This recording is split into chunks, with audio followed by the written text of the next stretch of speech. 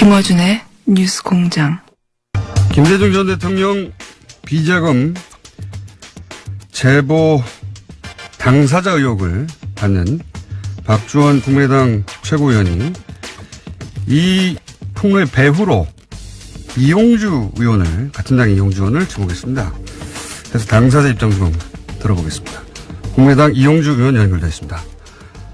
안녕하세요. 오랜만입니다, 의원님.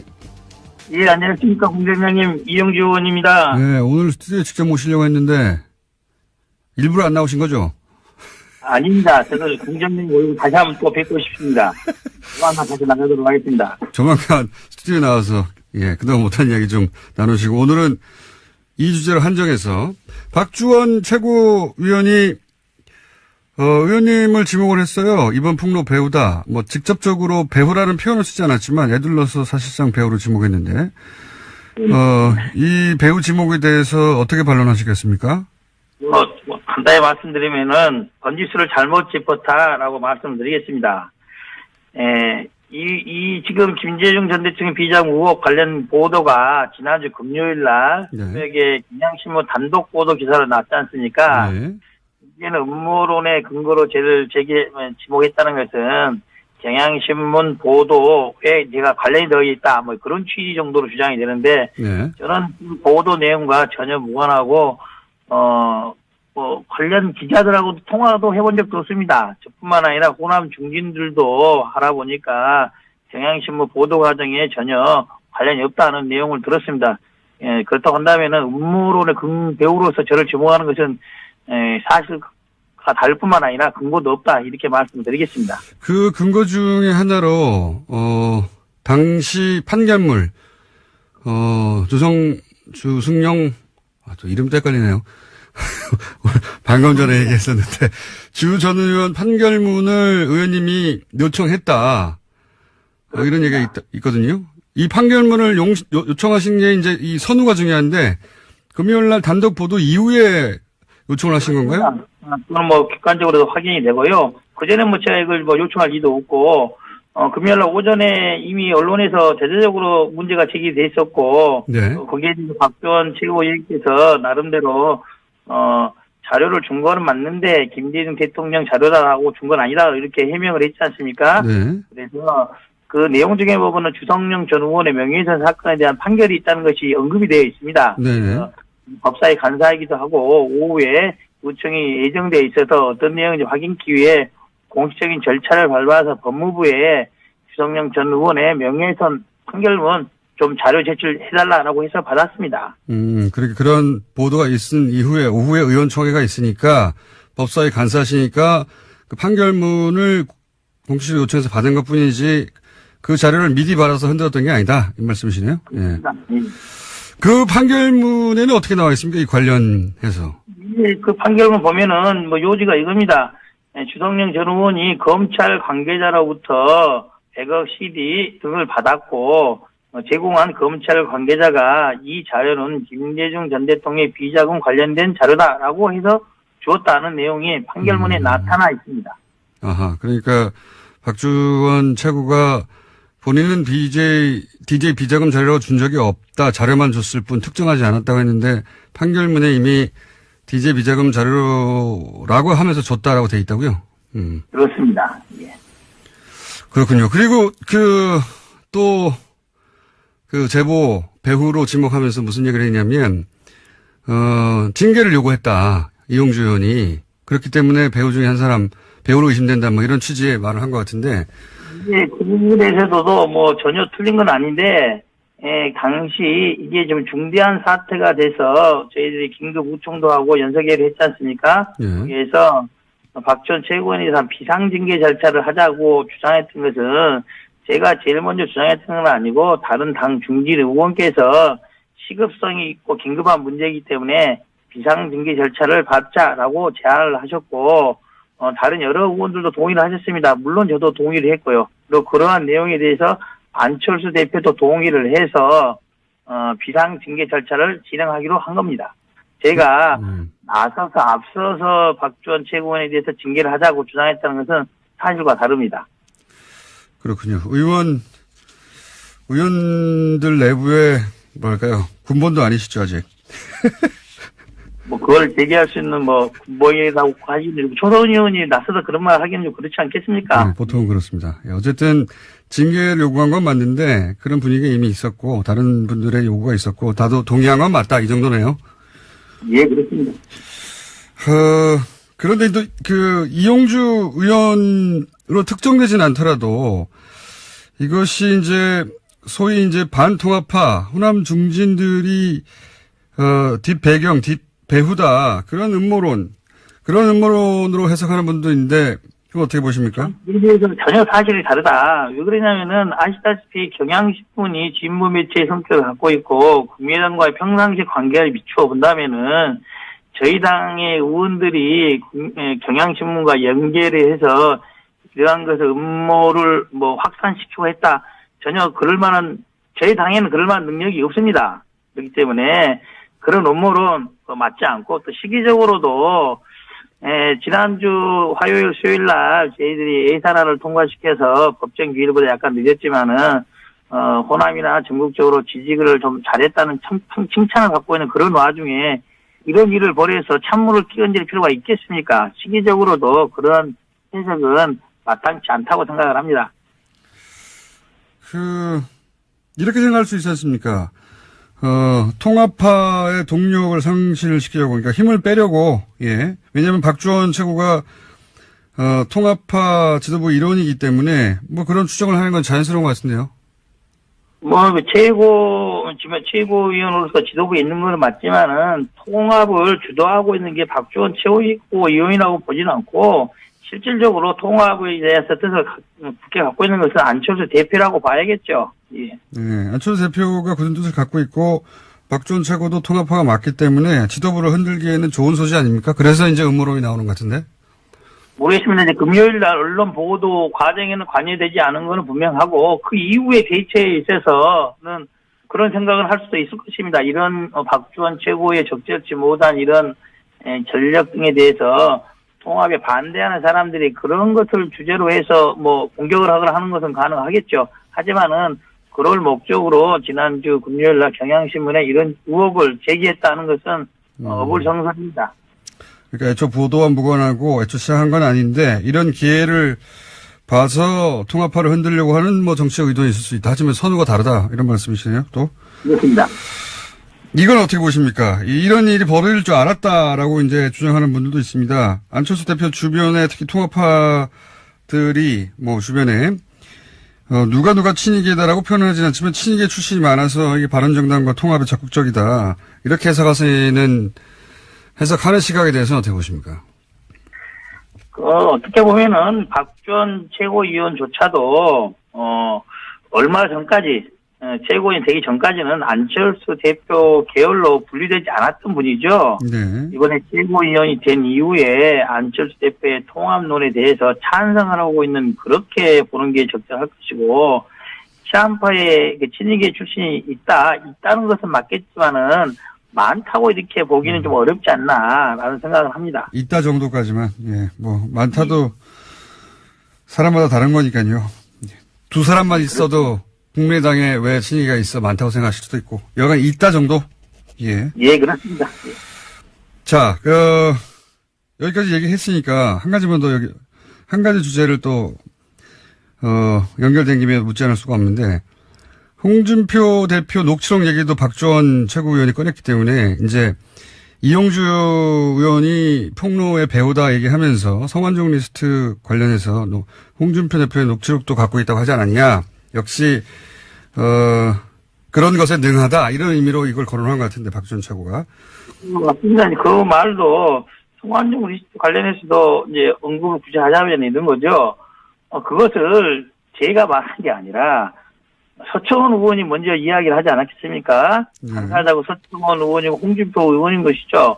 저는 당시 법사에서도 국감에 진행 중이어서 당시 홍준표 현재 대표죠. 대표의 뇌물 사건에서 뭐 1심 유죄 2심 무죄가 나서 대법원에 가 있는 그런 상태이기 때문에 서청원 대표의 그런 주장이라든지 그런 것에 대해서 공소유지 차원에서 잘 한번 살펴봐라. 그런 문제를 제기했던 거죠. 이 문제하고는 전혀 관계가 없는 겁니다. 이 문제하고는 관련이 없는데 이제 아마 그렇게 그런 자료들을 많이 갖고 있는 사람으로 배후에서 역시 이런 자료도 폭로한 거 아니겠느냐 이런 취지로 얘기한 것 같은데 그 박지원 최고의 주장이 중요한 게 아니고 제가 이제 궁금한 것은 당시에 왜 이제 녹취록 관련 말씀을 하셨는데 그 홍준표 녹취록 문제가 서창원 의원회에서 불거졌을 때 말은 제가 국감에서 녹취록이라고 언급한 사실은 없습니다. 정확하게는 뭐라고 말씀하셨죠 그때? 정확한 워딩은 이렇게 됩니다. 당시에 어떤 이야기가 오고 갔는지를 알 수 있는 객관적인 자료를 당내 인사가 갖고 있다. 이렇게 이야기를 했습니다. 객관적인 증거. 근데 이제 그 내용. 녹취록이라고 언급한 사실은 없습니다. 녹이라고, 요건 기자들이 이제 녹취록이라고 받아 적은 겁니까? 말한 보도를 한 겁니까? 뭐 그렇다고 봐야겠죠. 그러면 직접 듣거나. 의원이 언급을 했으니까요. 예. 그 내용을 직접 듣거나 정리된 자료를 직접 읽으신 적은 없고요? 또는 뭐 당내에서 당내 인사가 그런 자료를 갖고 있다는 이 정도로 언급을 해두겠습니다. 어쨌든 듣거나 읽거나 하신 적이 있긴 있는 거군요, 그러면. 뭐 제가 추가적으로 나중에 그게 언급할 때가 또 오지 않겠습니까? 홍준표 대표께서 기억의 착오라는 언어들을 만들어서 하신 거 보면은 조만간 언젠가는 밝혀지겠죠. 네. 그러면 저는 듣거나 읽은 것으로 간주하겠습니다. 그리고 혹시 요거 관련해서 언제쯤 듣거나 혹은 읽거나 들은 이야기를 하실지는 모르시고요. 뭐 재판이 진행 중 아니겠습니까? 재판이 진행 중이고 현재 홍준표 대표와 서청원 의원 간에 회전이 아직 끝나지 않았지 않습니까? 두 분이 조금 있으면은 결판이 나지 않겠습니까? 시점의 문제다? 예. 알겠습니다. 시점이 되면 본인이 할 역할이 있을 수도 있다라고 지금 말씀하시는 거죠? 뭐, 그렇다고 봅니다. 아, 그러시군요. 마지막 한 가지만 여쭤보겠습니다. 합의 이혼설도 거론되고, 결별은 기정사실 아니냐 이런 얘기도 있고, 이 바른정당과의 통합 관련해서 호남 민심은 어떻습니까? 지역을 다니면서 본인이 피부로 파악하시기로는?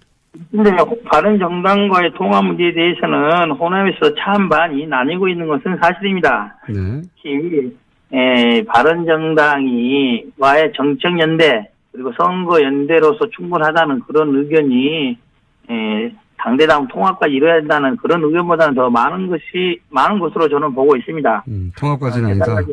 예, 그렇죠. 바른정당이 뭐 잘못된 정당이라는 그런 취지라기보다는 바른정당은 바른정당의 정체성을 갖고 독자적으로 정당을 운영해서 다당대의 한 축을 이루는 게 더 타당한 게 아니냐.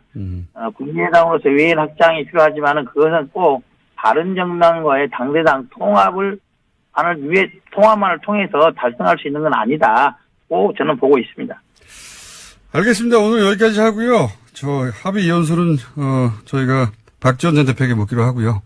다음 시간에는 스튜디오에 꼭 나와주시기 바랍니다. 예. 예, 감사합니다. 네, 지금까지 국민의당 이용주 의원이었습니다. 날이 좋아서, 날이 좋지 않아서, 날이 적당해서 공장장과 함께한 모든 아침이 눈부셨다.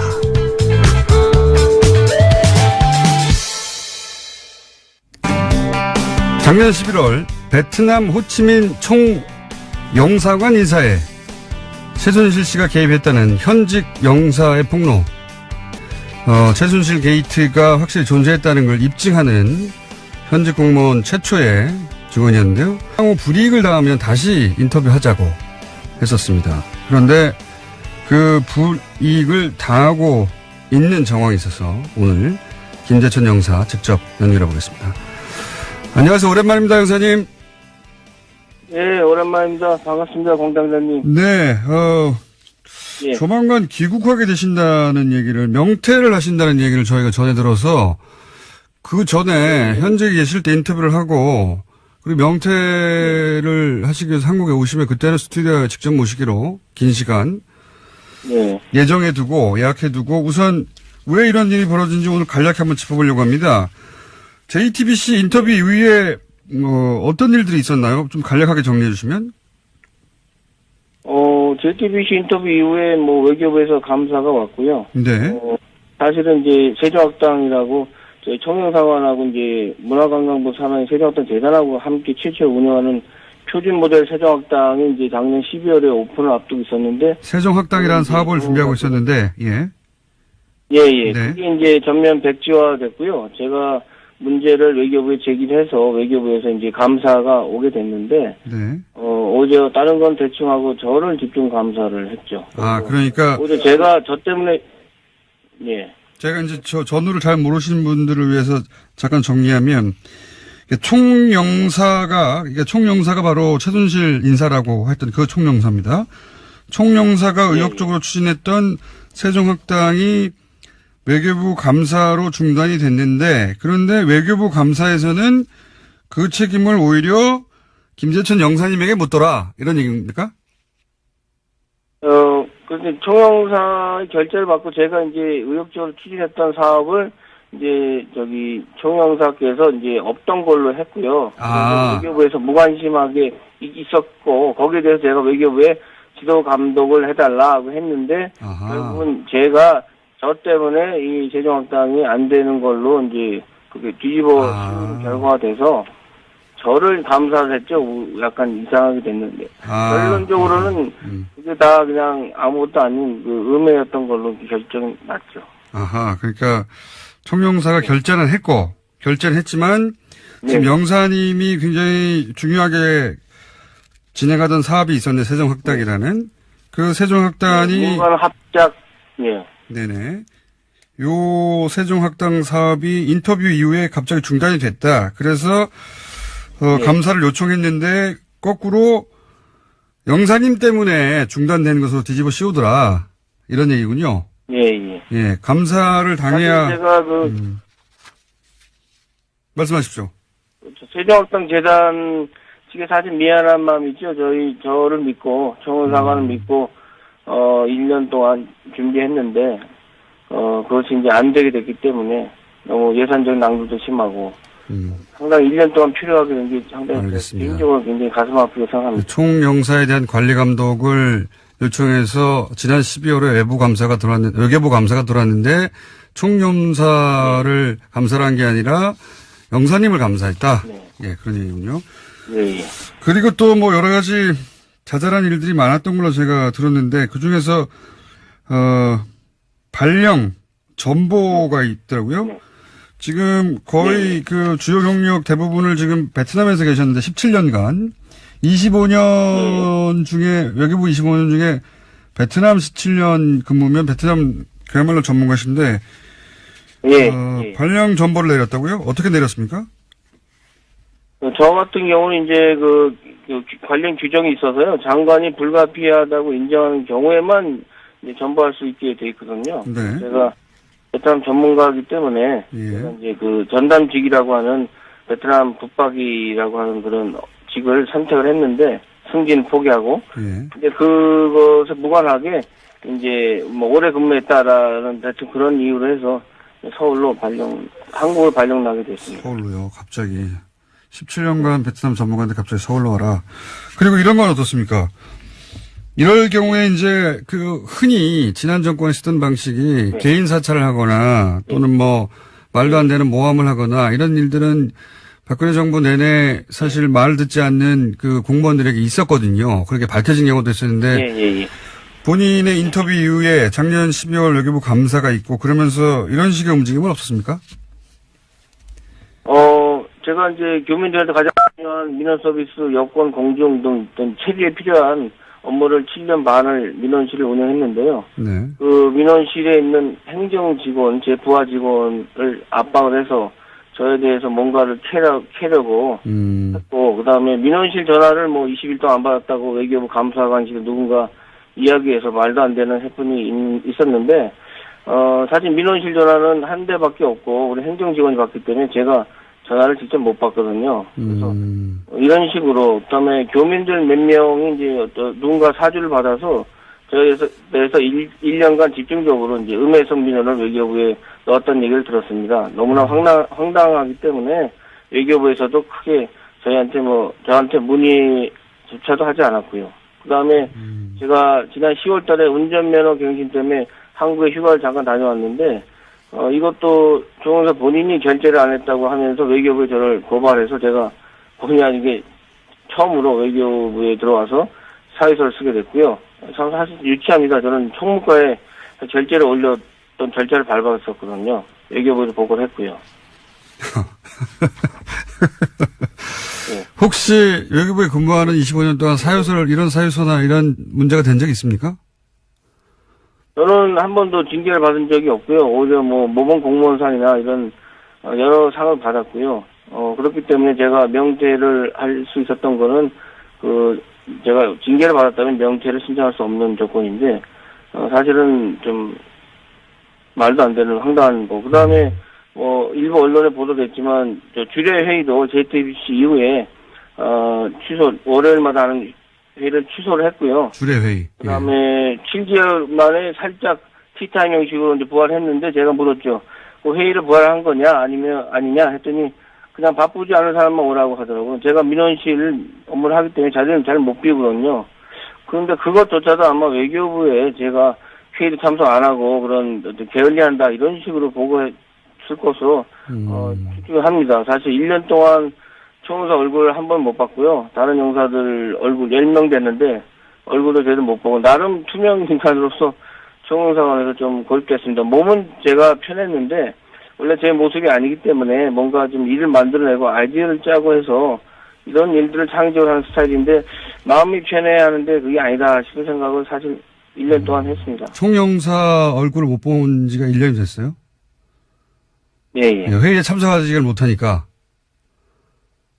회의가 아니라 이제 회의 자체를 이제 회의를 없애고 티타임 형식으로 만들었는데 거기도 오지 말라고 하니까. 7개월 후에 만들었는데 이제 그것도 이제 비공식이니까 자기들끼리 모여서 이제 회의를 한 거죠. 이제 저는 이제 아예 총영사관에 없는 존재로 이제 된 거죠. 대외 활동 자체가 제가 이제 못하고 업무가 축소돼서 민원실 사무실만 지키는 업무를 했죠. 휴가를 갔다 오겠다고 총무과에 결제를 올렸는데 그 결제를 총영사 본인이 안 했다고 나중에 주장하면서 고발해가지고 사유서도 썼다. 예. 그리고. 예, 외교부에는 제가 총무과에서 보고를 안 해서 제가 보고를 했거든요. 제가 운전면허증이 금년 말에 갱신 안 하면 없어지니까 당연히 해야 되는. 교민 몇 명이 집중적으로 음해하는 민원 내용이 예를 들면 어떤 겁니까? 다시 한번 말씀해 주시겠습니까? 그러니까 지난 1년간 교민 몇 명이 계속 돌아가면서 음해성 민원을 넣었다고 했는데 그 내용은 어떤 겁니까? 간단하게 예를 들면? 사실은 제가 그 내용은 직접 외교부에서 들은 게 아니고 네. 중간에 어떤 분이 외교부에 지금 간부를 아시는 분이 있어서 저에 대해서 투서를 많이 들어와 있다 집중적으로.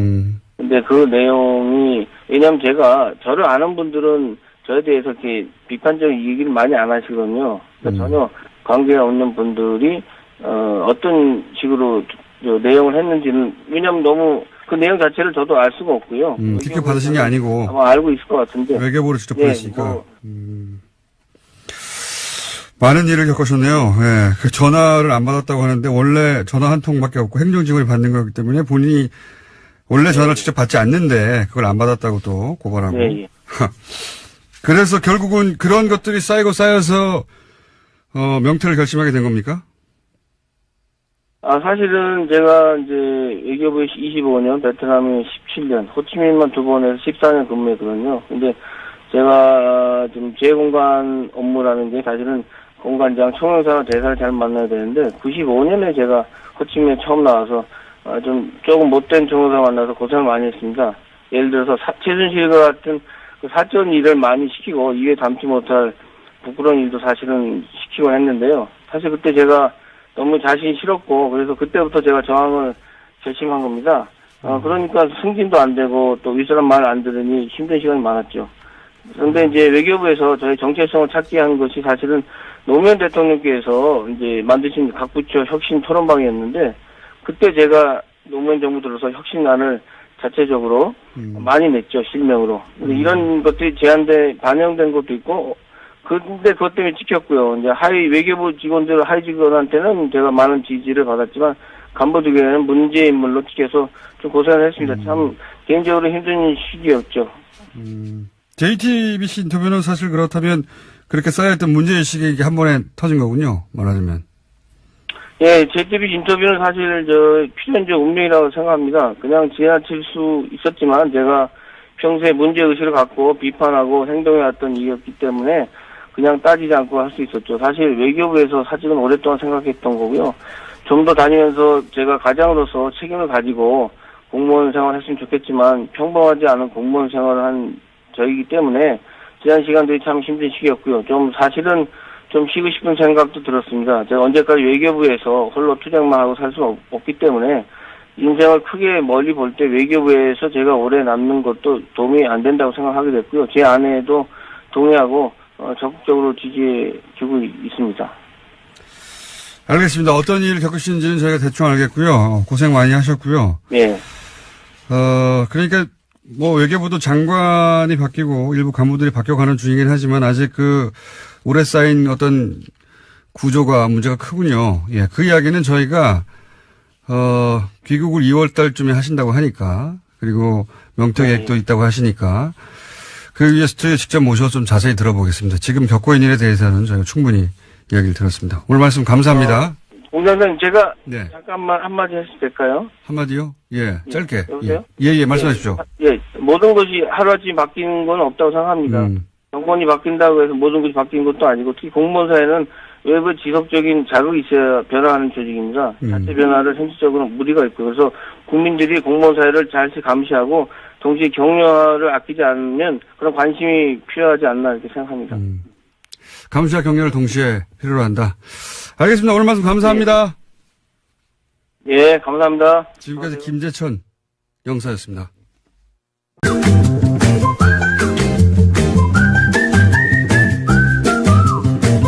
자, 칼플라니 사회경제 연구소.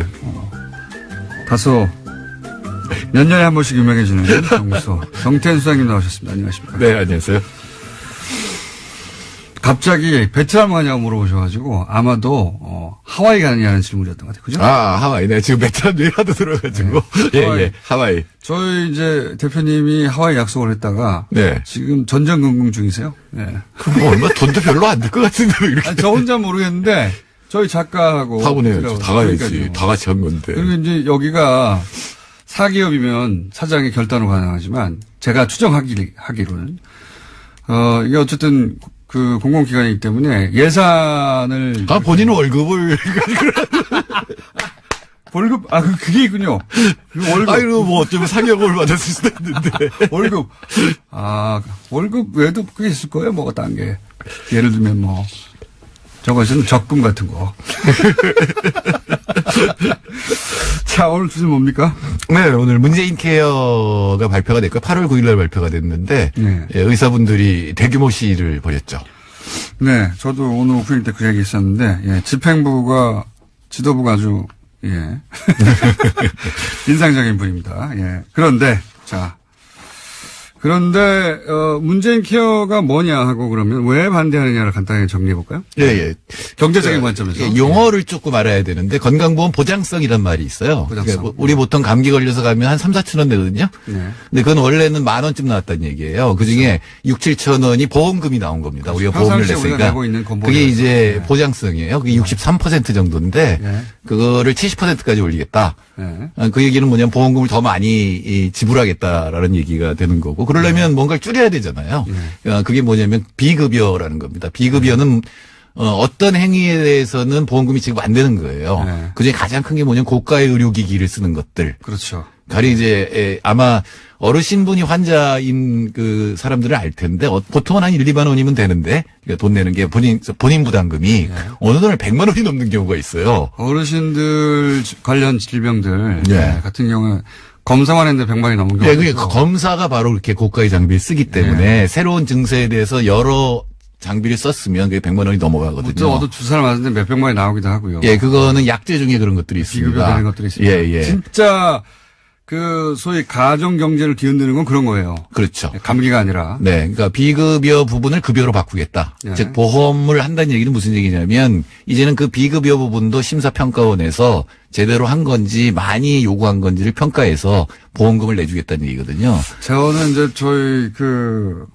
부모님이 중환자셔가지고 사실은 문재인 케어 지금 바뀌고 있는 비급여 부분을 급여로 바꾸고 있는 부분. 네네.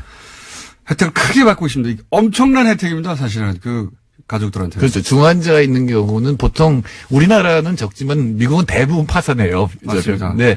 우리나라는 건강보험을 막아주고 있는데 중환자가 있거나 만성병을 앓고 있는 경우에 그 약이 만약에 급여에 들어가지 못하면 엄청납니다. 예, 그러면 매일 먹어야 되는 약. 보통 우리가 감기약 뭐 몇천 원, 만 원, 비싸봐 2만 원 이랬잖아요. 이런 거는 몇백만 원도 아니에요. 그렇죠. 그냥. 네, 그래서 그런 부분들을 급여로 바꿔서 보험금을 지급해서 이제 좀 안심하고 살 수 있도록 해주겠다라는 얘기죠. 몇백만 원을, 그럼 몇 달에 몇백만 원보다 생각하시는 분들이 있는데 그게 아니라 주사 한 방에 몇백만 원. 네. 그리고 이게 이제 이런 부분들이 고가 장비를 너무 많이 갖게 하는 그런 경향도 있거든요. 근데 이제 의사분들의 항의도 일리가 있어요. 이거는 뭘 생각하면 되냐면 왜 홍준표 대표가 진주의료원 폐쇄했잖아요. 적자라고 폐쇄한 거잖아요. 근데 만약에 그런 비급여 부분을 늘리지 않으면 정상적으로 병원을 운영하면 적자가 날 수가 있어요. 그러니까 사적인 병원들은 이런 비급여 부분을 늘려서 적자를 메꾸는 거거든요. 근데 이제 비급여를 없애면 이제 병원이 적자가 된다. 그렇죠. 이런 얘기죠. 병원 입장에서는 이제 이 수가, 의료 수가, 결국은 이제 건보에서 얼마나 주느냐. 네네. 예, 달려 있는데, 이걸 갑자기 그 병원 입장에서는 줄어들면 그 수익이 줄어드는 거죠. 예. 결국 수가 문제예요. 예, 그러니까 보통 이제 공공의료원에서는 그런 고가 장비가 없을 뿐더러 일부러 많이 그걸 갖다가 검사라 그러진 않을 거 아니에요. 예, 그러니까 이제 적자가 나는 거고, 그다음에 여태까지 메꿔 왔는데 그 부분이 없어질 것 같으니까 이제 항의를 하니까 일리가 있는 거죠. 일리가 있는 부분이 있습니다. 예. 그래서 그 부분을 사실 적정 수가로 바꾸는 수가 제도를 바꿔서 적정 수가로 바꾸는 얘기를 해야 되는 거고. 문재인 대통령도 어제 그 얘기를 했죠. 네. 수가를 조정해야 한다는 얘기가 오래 전부터 있었고요. 예. 네네. 그러니까 이게 이제 병원 입장에서는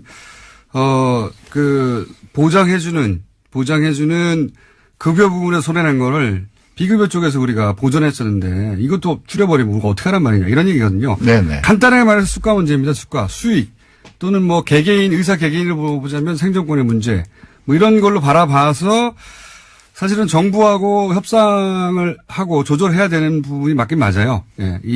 예를 들어서 현장 집회에서의 집행부가 이상한 이력이 있다든가, 요것도 별개의 문제래요. 예, 근데 단순히 이제 수가를 이제 올리긴 올려야 되는데, 그거로 해결될 문제만은 아닌 것이, 요즘은 마을 의원에 가지를 않잖아요. 그러니까 바로 거기서 이제 증명서 같은 거 받아가지고 바로 이제 대형 병원으로 가잖아요. 그건 사실은 마을에 있는 의원들의 기능이 없어졌다는 얘기거든요. 그러니까 대형 병원 입장에서는 굉장히 환자가 많아질 수밖에 없고, 그게 이제 불친절하고 짧은 의료 행위를 하게 되니까, 사실 마을 의원을 살리는 거 굉장히 중요하거든요. 그래서 마을 의원을 살리는 방법이 여러 가지가 있을 텐데, 이제 그 의사들의 주장 중에 하나가 이렇게 다 보험으로 처리해주면 전부 다 대학병원으로 온다 이거죠. 네, 그럴 수도 있죠. 예. 네, 그럴 가능성도 있고, 왜냐하면 너무 비싸서 못 가던 건데 싸지니까 이제 마을 의원 안 간다는 건데 뭐 그것 때문은 아닐 것 같고요. 그거가 이제 의료 전달 체계라고 전문 용어로 표현합니다. 별거 다 하시네.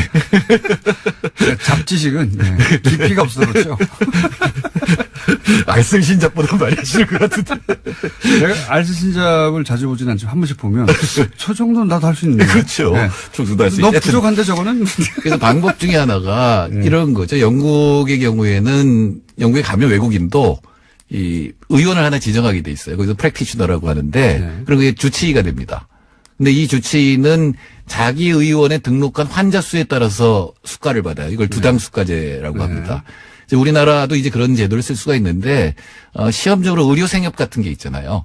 의료생협은 주로 예방 쪽에 더 신경을 쓰는 데고 그 조합원들은 사실은 등록된 환자들이잖아요. 그러면 이 환자 한 명당 1년에 얼마씩 주는 겁니다. 제가 안성의료생협에 가서 물어봤더니 1년에 2만 원만 줘도 훨씬 나은 진료를 할 수 있다. 우리한테는 본격적으로 정착 안 된, 물론 뭐 영국의 의료 시스템에 대해서 비판하는 사람도 있긴 있어요. 그런데 이건 주치의 제도죠. 주치의 제도는 수입할 필요가 있다. 예, 그래 주치의 제도가 왜 필요하냐면 아까 검사를 해서 돈이 많이 나오는데 그건 당연한 것이 이 대형 병원에 있는 의사 나이에 대한 정보가 전혀 없잖아요. 저희 어렸을 때는 한소아과에 우리 삼형제가 10년 이상 갔어요. 맞아요. 그런 게 있었죠. 그러면 그 의사는 우리에 대해서 다 알잖아요. 보면 알죠. 예, 그러면 쓸데없는 검사를 안 해도 된다고. 얼굴색만 보고. 예, 그렇죠. 그냥 가. 그런 것도 있고 필요 없어. 그냥 가도 있고. 뭐 먹었니?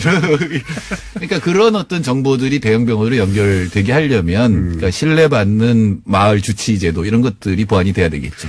저는 의사들이 습관 문제를 가지고 이제 이렇게 집단 행동을 하는 것에 대해서 의사들이 어차피 그 돈도 많이 버는 최상위 수익 계층인데 이런 거 하면 되느냐? 저는 그건 아니라고 보고요. 그 권리는 있는데 근데 이 문제는 수가만의 문제가 아니다. 그렇죠. 여러 가지 사실은 의료제도라는 게 굉장히 어려운 것이 정부 정책도 이게 이렇게 해야 되는 거거든요. 네. 맞습니다. 그러니까 여러 가지를 다 고쳐야 돼요. 그러니까 의료제도는 그 에로우라고 하는 유명한 경제학자가 시장 실패가 다 겹쳐 있다. 왜냐하면은 정부의 비대칭성. 네. 의사는 알지만 환자는 몰라요. 맞아요. 의사가 하라는 걸 환자가 거부할 수가 없어요. 소비자 선택이 없어요. 저 검사는 지금 단계에서는 불필요한 검사 아닙니까? 이거 못해요. 수가 때문에 비급여하고 관련되어 있는 거 아니에요? 이렇게 말할 환자가 누가 있어요? 지금 청와대 비서관으로 가 있는 이진석 서울대 병원 의사가 네. 부인이 임신을 해서 병원을 갔대요. 네. 자기가 옆에서 보기에는 이거 쓸데없는 진료 같은데 말을 못 하겠더래요. 못하죠. 함부로 의사한테. 의사한테 밑보일까봐. 예. 의사조차도. 예, 그런 정보의 그런 게 비대칭성 있습니다. 이런 것 때문에 이제 심평원이라는 걸 둬서 제3자가 이제 그걸 평가하게 하는 거잖아요. 어떤 그게 이제 의료제도에서 가장 중요한 문제 또. 근데 그런 문제가 발생했을 때 그걸 판단하는 사람들도 의사라. 네, 그렇죠. 동료 예. 그게 평가자. 맞는지 틀린지도 판단할 수가 없어요. 우리는 또. 예. 근데 이제 심사평가원은 예산을 줄이는 게 이제 목표이기 때문에 네. 상당히 정확하게 가는데 물론 둘 사이에 불만은 있을 거고 그 사이에 어느 정도 이제 합의를 할 수가 있는데 포괄수가제라는 게 있어요. 지금은 행위별 수가제거든요. 치료 하나마다 이제 돈이 나가는 건데 가령 감기 그러면 감기에 대해서 어느 정도의 범위를 두고 그 안에서 진료하라라고 하는 거거든요. 그런 어떤 수가제도를 아까 저는 두당 수가제도 얘기를 했는데 그런 걸 결합하고 주치의제도 같은 것들 이런 것들을 하고 또 국공립병원을 늘려야 돼요. 그것도 안 되는 예, 국공립병원 너무 적어서 군 단위에서는 지금 사실은 아예 이 출산을 할 수가 없는 정도, 맹장 수술을 할 수가 없는 정도. 거기 들어가고 싶은 환자는 많아요. 네. 네. 가까운 데 가야 되죠. 근데 응급실이 없어서 지금 위험하니까 좀 더 병원을 지방에 이제 늘리는 것, 이런 것들이 이제 과제가 되겠죠. 보장해 준다는 말이거든요. 말을 왜 이렇게 어렵게 만드나 몰라. 의료 전달 체제를 누가 알아듣습니까? 이러면. 어쨌든. 근데 청소는 다 알아요. 대단한 겁니다. 이런 보장성을 높이는 것도 당연히 필요한 겁니다. 네. 지금 이게 사실은 정말. 진보 쪽에서는 불만인 것이 대통령이 후보 시는 80% 한다 그랬거든요. 70%가 갔으니까. 그러니까요. OECD는 80% 넘는 나라 많거든요. 80% 정도 되죠. 대신에. 그럼 다 망할게요. 또 아셔야 되는 거는 네. 그분들 훨씬 더 의료 보험료를 많이 내요. 우리가 지금 의료 보험료가 낮은 편입니다. 좀 더 내야 됩니다. 의료 보험료 조정해야 되고, 수가도 조정해야 되고, 보장성도 높여야 되고, 그다음 말씀하신 새로운 주치제도나 새로운 제도 들여와야 되고, 사실은 종합적으로 할 게 되게 많아요. 네. 이제는 의사분들하고 공무원도 있고 그다음에 시민들이 있잖아요. 환자들. 이분들이 모여서 가장 적합한 방법이 뭘까를 좀 토론하고 합의점을 찾아야 될 때가 된 거죠. 저도 의사협회가 정치적 압박을 하는 것도 중요한데 또 한편으로는 테이블에 앉아서 이걸 본격적으로 의논을 해야 한다. 그런 생각이 듭니다. 그런 타이밍이다. 네, 의사분들한테 제가 부탁하고 싶은 거는 뭐만 나오면 사회주의래요. 그 얘기 좀 안 했으면 좋겠어요. 정태인 소장님이었습니다. 안녕. 네.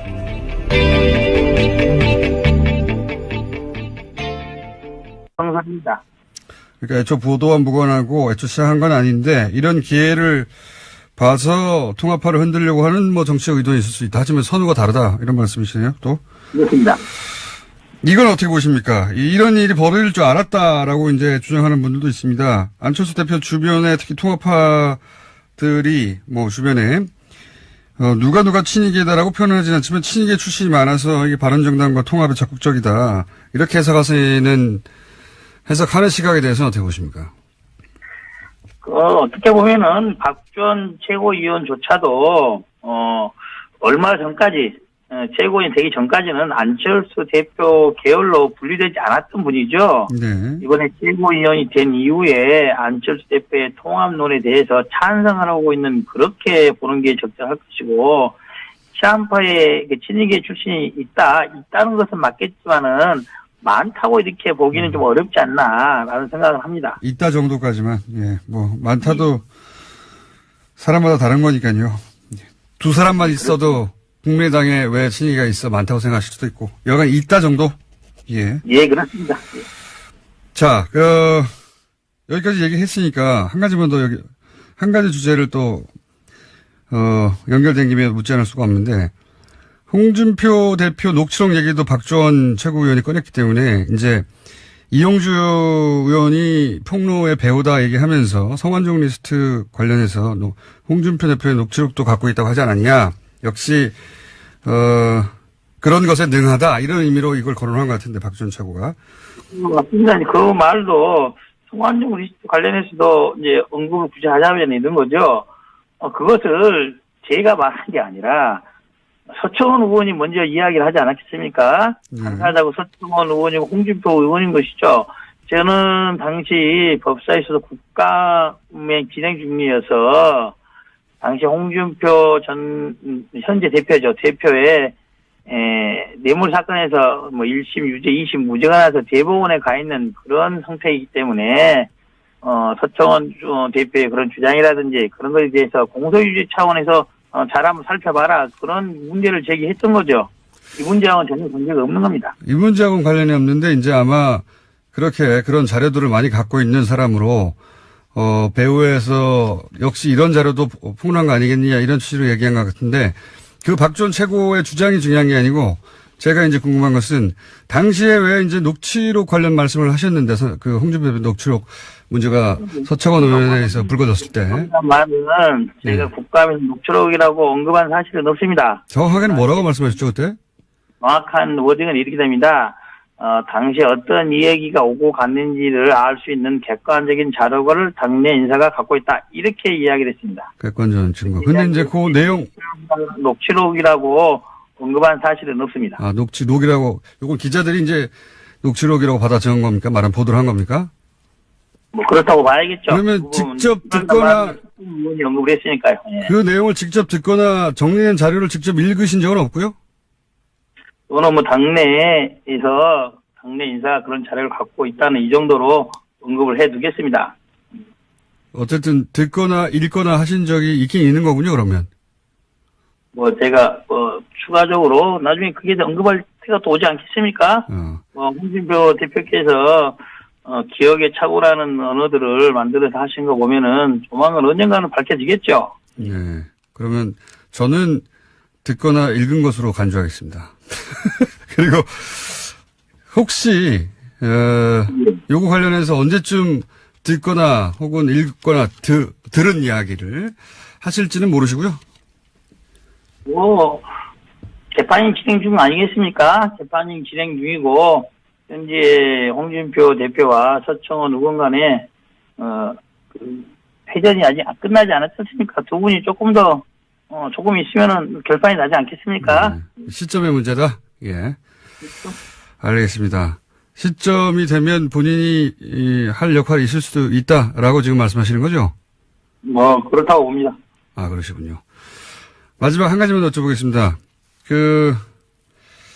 합의 이혼설도 거론되고 결별은 기정사실 아니냐 이런 얘기도 있고 이 바른정당과의 통합 관련해서 호남 민심은 어떻습니까? 지역을 다니면서 본인이 피부로 파악하시기로는? 근데 바른정당과의 통합 문제에 대해서는 호남에서 찬반이 나뉘고 있는 것은 사실입니다. 네. 특히 바른정당과의 정책연대 그리고 선거연대로서 충분하다는 그런 의견이 당대당 통합까지 이뤄야 된다는 그런 의견보다는 더 많은 것으로 저는 보고 있습니다. 통합까지는 아니다. 이제 이 선우가 중요한데 금요일 날 단독 보도 이후에 요청을 하신 건가요? 그건 뭐 객관적으로 확인이 되고요. 그전에 뭐 제가 이걸 뭐 요청할 리도 없고 금요일 날 오전에 이미 언론에서 대대적으로 문제가 제기돼 있었고 네. 거기에 대해서 박지원 최고위원께서 나름대로 자료를 준 거는 맞는데 김대중 대통령 자료라고 준 건 아니다 이렇게 해명을 했지 않습니까? 네. 그래서 그 내용 중에 보면은 주성령 전 의원의 명예훼손 사건에 대한 판결이 있다는 것이 언급이 되어 있습니다. 네. 법사위 간사이기도 하고 오후에 요청이 예정돼 있어서 어떤 내용인지 확인하기 위해 공식적인 절차를 밟아서 법무부에 주성령 전 의원의 명예훼손 판결문 좀 자료 제출해달라고 해서 받았습니다. 그렇게 그런 보도가 있은 이후에 오후에 의원총회가 있으니까 법사위 간사시니까 그 판결문을 공식적으로 요청해서 받은 것 뿐이지 그 자료를 미리 받아서 흔들었던 게 아니다. 이 말씀이시네요. 예. 예. 그 판결문에는 어떻게 나와 있습니까? 이 관련해서. 예, 그 판결문 보면은 뭐 요지가 이겁니다. 예, 주성영 전 의원이 검찰 관계자로부터 100억 CD 등을 받았고 제공한 검찰 관계자가 이 자료는 김대중 전 대통령의 비자금 관련된 자료다라고 해서 주었다는 내용이 판결문에 나타나 있습니다. 아하, 그러니까 박주원 최고가 본인은 DJ 비자금 자료를 준 적이 없다. 자료만 줬을 뿐 특정하지 않았다고 했는데 판결문에 이미 DJ 비자금 자료라고 하면서 줬다라고 돼 있다고요? 그렇습니다. 예. 그렇군요. 그리고 그 제보 배후로 지목하면서 무슨 얘기를 했냐면, 징계를 요구했다. 이용주 의원이. 그렇기 때문에 배우 중에 한 사람 배우로 의심된다. 뭐 이런 취지의 말을 한 것 같은데. 예, 그 부분에서도 뭐 전혀 틀린 건 아닌데, 예, 당시 이게 좀 중대한 사태가 돼서 저희들이 긴급 우총도 하고 연석회의를 했지 않습니까? 예. 그래서 박지원 최고위원에 대한 비상징계 절차를 하자고 주장했던 것은 제가 제일 먼저 주장했던 건 아니고 다른 당 중진 의원께서 시급성이 있고 긴급한 문제이기 때문에 비상징계 절차를 받자라고 제안을 하셨고 다른 여러 의원들도 동의를 하셨습니다. 물론 저도 동의를 했고요. 그리고 그러한 내용에 대해서 안철수 대표도 동의를 해서 비상징계 절차를 진행하기로 한 겁니다. 제가 나서서 앞서서 박지원 최고위원에 대해서 징계를 하자고 주장했다는 것은 사실과 다릅니다.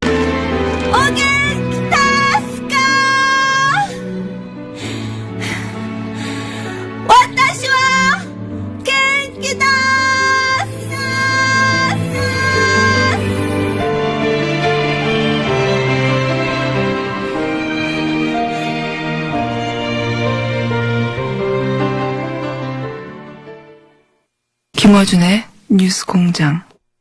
김대중 전 대통령 비자금 제보 당사자 의혹을 받는 박주원 국민의당 최고위원이 이 폭로의 배후로 이용주 의원을, 같은 당 이용주 의원을 지목했습니다. 그래서 당사자 입장 좀 들어보겠습니다. 국민의당 이용주 의원 연결되어 있습니다. 안녕하세요. 오랜만입니다, 의원님. 예, 안녕하십니까. 공장장님, 이용주 의원입니다. 네, 오늘 스튜디오에 직접 모시려고 했는데 일부러 안 나오신 거죠? 아닙니다. 저도 공장장님 얼굴 다시 한번 또 뵙고 싶습니다. 조만간 다시 나가도록 하겠습니다. 조만간 스튜디오에 나와서 그동안 못한 이야기 좀 나누시고, 오늘은 이 주제를 한정해서 박주원 최고위원이 의원님을 지목을 했어요. 이번 폭로 배우다. 뭐 직접적으로 배우라는 표현을 쓰지 않았지만 애들러서 사실상 배우로 지목했는데 이 배우 지목에 대해서 어떻게 반론하시겠습니까? 간단히 말씀드리면은 번지수를 잘못 짚었다라고 말씀드리겠습니다. 지금 김대중 전 대통령 비자금 의혹 관련 보도가 지난주 금요일 날 새벽에 경향신문 단독 보도 기사로 났지 않습니까? 네. 이제는 음모론의 근거로 저를 지목했다는 것은 경향신문 보도에 제가 관련이 되어 있다, 뭐 그런 취지 정도로 주장이 되는데, 네. 저는 보도 내용과 전혀 무관하고 관련 기자들하고도 통화도 해본 적도 없습니다. 저뿐만 아니라 호남 중진들도 알아보니까 경향신문 보도 과정에 전혀 관련이 없다는 내용을 들었습니다. 예, 그렇다고 한다면은 음모론의 배우로서 저를 지목하는 것은 사실과 다를 뿐만 아니라 근거도 없다, 이렇게 말씀드리겠습니다. 그 근거 중에 하나로 당시 판결물 주승용 또 이름도 헷갈리네요. 방금 전에 얘기했었는데 주 전 의원 판결문을 의원님이 요청했다, 이런 얘기가 있거든요. 이 판결문을 요청하신 게 그렇군요. 의원들 내부에 뭐랄까요, 군번도 아니시죠 아직? 그걸 제기할 수 있는 군번이라고 하시는 초선 의원이 나서서 그런 말 하기는 좀 그렇지 않겠습니까? 보통은 그렇습니다. 어쨌든 징계를 요구한 건 맞는데 그런 분위기가 이미 있었고 다른 분들의 요구가 있었고 다도 동의한 건 맞다, 이 정도네요. 예, 그렇습니다.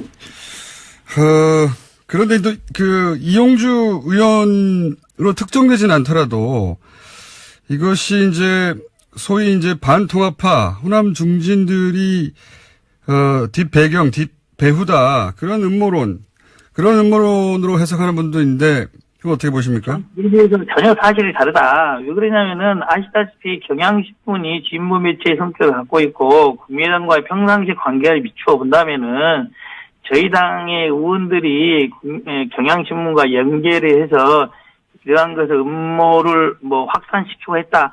전혀 저희 당에는 그럴 만한 능력이 없습니다. 그렇기 때문에 그런 음모론 맞지 않고 또 시기적으로도 지난주 화요일, 수요일 날 저희들이 예산안을 통과시켜서 법정 기일보다 약간 늦었지만은, 호남이나 전국적으로 지지를 좀 잘했다는 칭찬을 갖고 있는 그런 와중에 이런 일을 벌여서 찬물을 끼얹을 필요가 있겠습니까? 시기적으로도 그런 해석은 마땅치 않다고 생각을 합니다.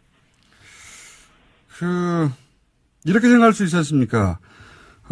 통합파의 동력을 상실시키려고, 그러니까 힘을 빼려고, 예. 왜냐면 박주원 최고가, 통합파 지도부 일원이기 때문에, 그런 추정을 하는 건 자연스러운 것 같은데요. 최고위원으로서 지도부에 있는 건 맞지만은, 통합을 주도하고 있는 게 박주원 최고위원이라고 보지는 않고, 실질적으로 통합에 대해서 뜻을 굳게 갖고 있는 것은 안철수 대표라고 봐야겠죠. 예. 네, 안철수 대표가 굳은 뜻을 갖고 있고 박주원 최고도 통합파가 맞기 때문에 지도부를 흔들기에는 좋은 소지 아닙니까? 그래서 이제 음모론이 나오는 것 같은데. 모르겠습니다. 이제 금요일 날 언론 보도 과정에는 관여되지 않은 것은 분명하고 그 이후의 대처에 있어서는 그런 생각을 할 수도 있을 것입니다. 이런 박주원 최고의 적절치 못한 이런 전력 등에 대해서 통합에 반대하는 사람들이 그런 것을 주제로 해서 공격을 하거나 하는 것은 가능하겠죠. 하지만은 그럴 목적으로 지난주 금요일 날 경향신문에 이런 의혹을 제기했다는 것은